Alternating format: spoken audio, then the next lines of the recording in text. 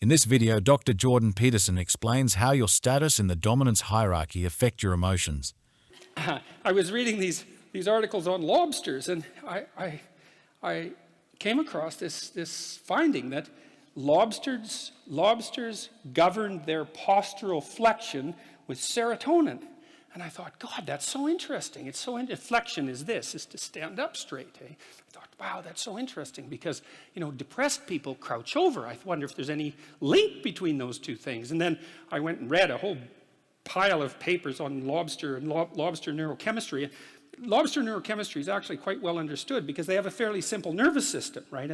And so if you want to understand a complex nervous system, it's a good idea to understand a simple one first and then sort of elaborate upwards. And it turns out that serotonin governs status,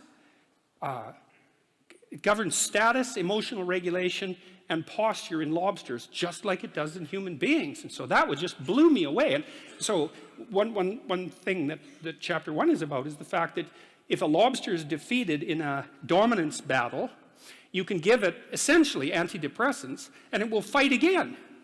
And that just blew me away. It's so remarkable because one of the things it tells you is that, so if you're imagine that you could be lobster top dog or bottom dog. Imagine there's 10 strata in the lobster hierarchy. So you could be number 1, right, top lobster, number 10, bottom lobster. If you're bottom lobster, you have low serotonin levels and high octopamine levels. That's a neurochemical that human beings don't produce. And if you're a top lobster, you have high serotonin levels and low octopamine levels. And you can move a lobster in its dominance hierarchy by moderating its levels of serotonin. And I thought that's so interesting because what it means is that the counter that keeps track of our status, and we have a counter in a sense in our minds that keeps track of our status, is 1/3 of a billion years old.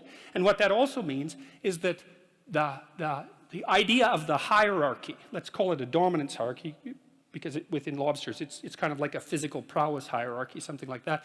The idea of the hierarchy is at least 350 million years old. And so I read that and I think, well, so much for the idea that human hierarchies are a sociocultural construct. It's like, no, that's wrong.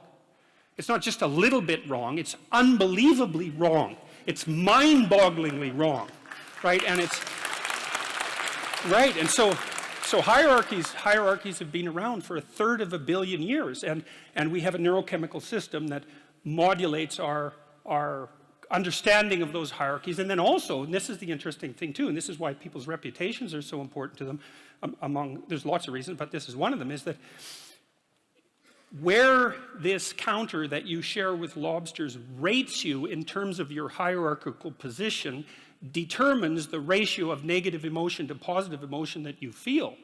And that's also an absolutely mind-boggling idea for 2 reasons. One is it tells you why it's so hard on people to be put down. Because it doesn't just upset them in the moment, it changes the way their entire system responds to the world so that they now experience more positive emotion and less negative emotion. So that's really rough.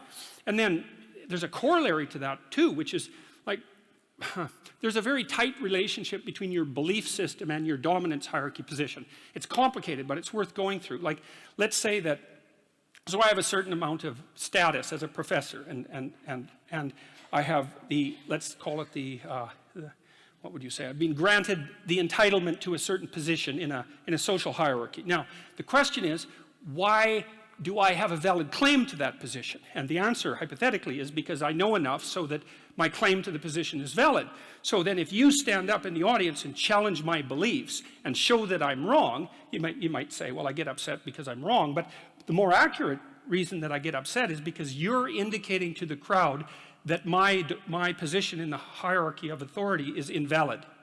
And by doing that, you lower me in the hierarchy and you mess around with the neurochemical systems that are regulating my emotions. And so if you're interested, at least in part, in why people are so prone to defend themselves and their beliefs in the service of their position, then that's why. And so that's a great example of how you can learn these unbelievable things by stumbling across a rather obscure biological fact. It just what would you say? It's like a series of dominoes. And that's also why biological facts are so useful. It's like, we don't have to argue about whether or not social hierarchies, as I said, or hierarchies are social constructs. A given hierarchy is influenced in its structure by sociocultural conditioning, let's say, but the fact of the hierarchy, so like the part of your brain that detects and regulates your response to hierarchies is older than the part of your brain that recognizes trees. Like, it's old. It's really, really fundamental. And almost all social animals organize themselves in hierarchies.